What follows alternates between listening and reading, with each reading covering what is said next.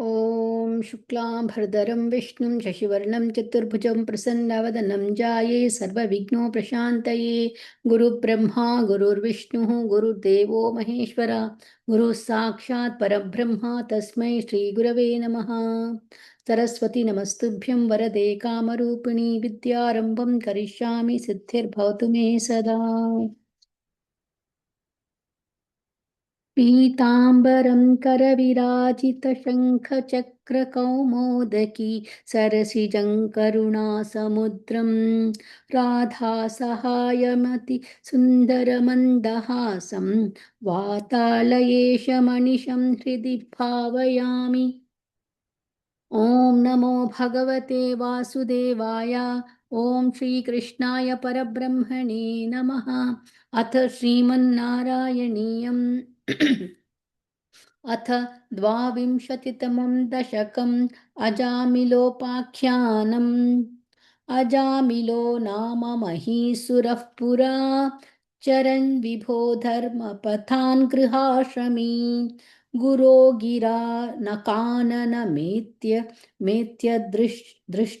दृष्टवान् सुदृष्टशीलाङ्कुलटां मदाकुलाम् स्वतः प्रशान्तोऽपि तदा हृताशयः स्वधर्ममुत्सृज्यतया समारमन् अधर्मकारी दशमी भवन् पुनः दधौ भवन्नाम युते सुते रतिं समृत्युकाले यमराजकिङ्करान् भयङ्करां स्त्री नभिलक्षयन् भिया पुरामनत्वत्स्मृति वासनाबलात् जुहावनारायणनामकं सुतं दुराशयस्यापि तदा निर्गतत्वदीयनामक्षरमात्रवैभवात्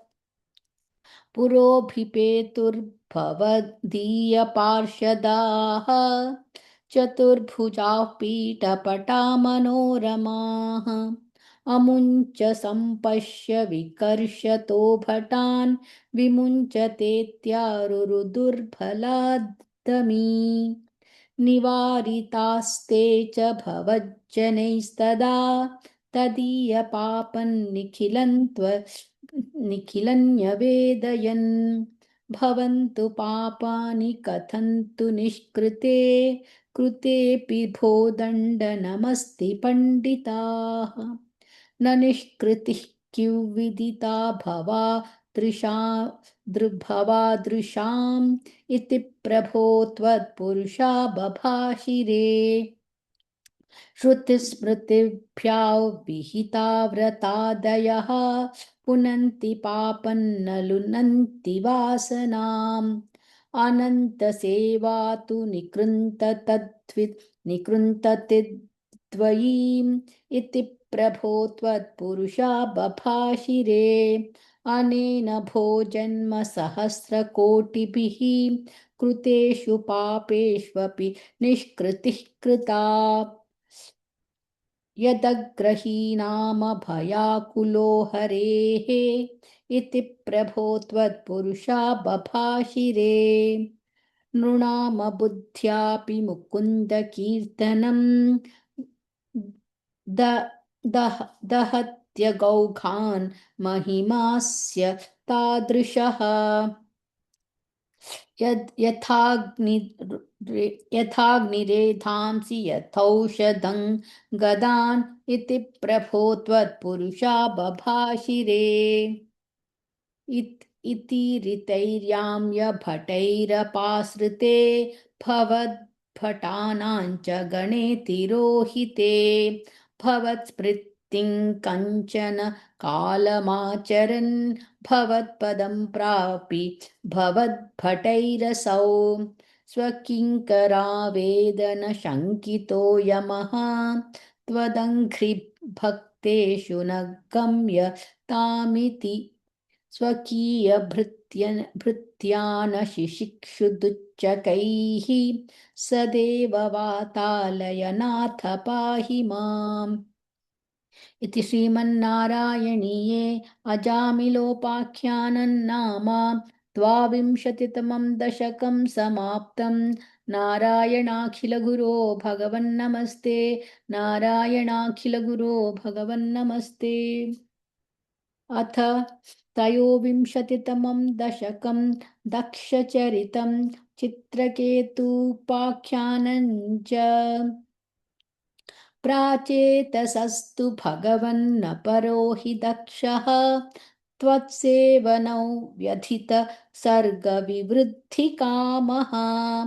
आविर्बभूविथ तदा लसदष्टबाहुः तस्मै वरं दधिथ ताञ्च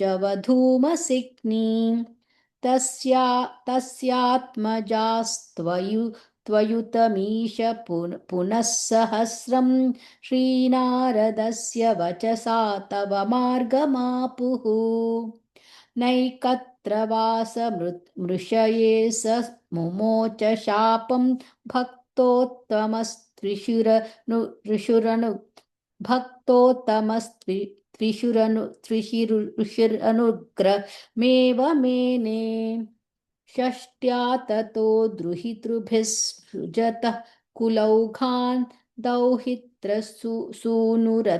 तस्य स विश्वरूपः त्वत्स्तोत्रवर्मितमजापयदिन्द्रमाजौ देवत्वदीयमहिमा खलु सर्वजैत्रः प्राक्षूरसेन विषये किल चित्रकेतुः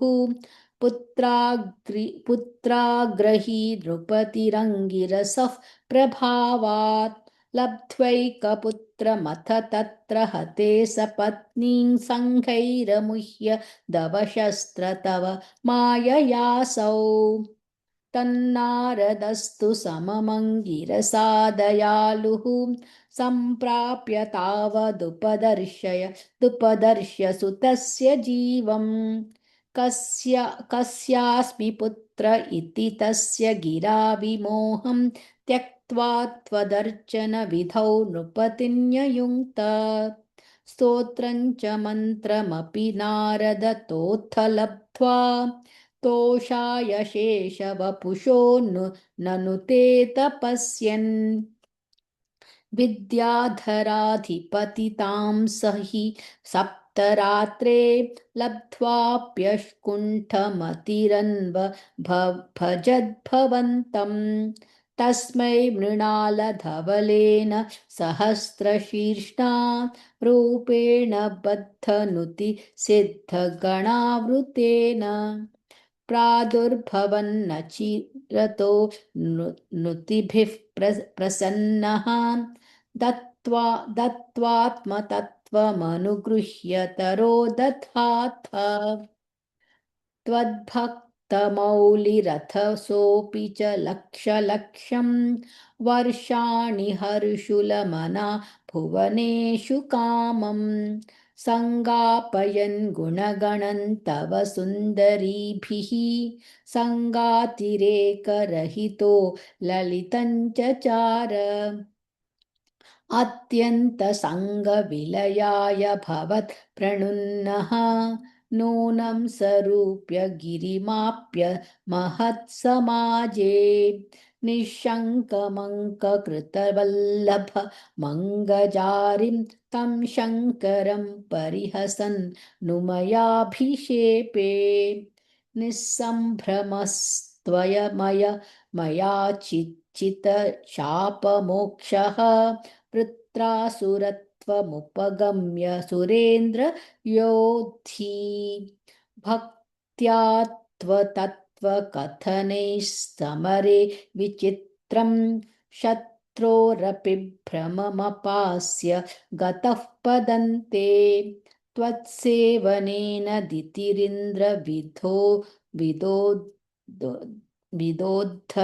विधोद्यतापि तान् प्रत्युतेन्द्रसुहृदो मरुतोऽभिलेभे दुष्टाशयेऽपि शुभदैव भवन्निषेव तत्तादृशस्त्वमव मां पवनालयेश इति श्रीमन्नारायणीये दक्षचरितं चित्रकेतूपाख्यानं चेति त्रयोविंशतितमं दशकं समाप्तं। नारायणाखिलगुरो भगवन्नमस्ते। नारायणाखिलगुरो भगवन्नमस्ते।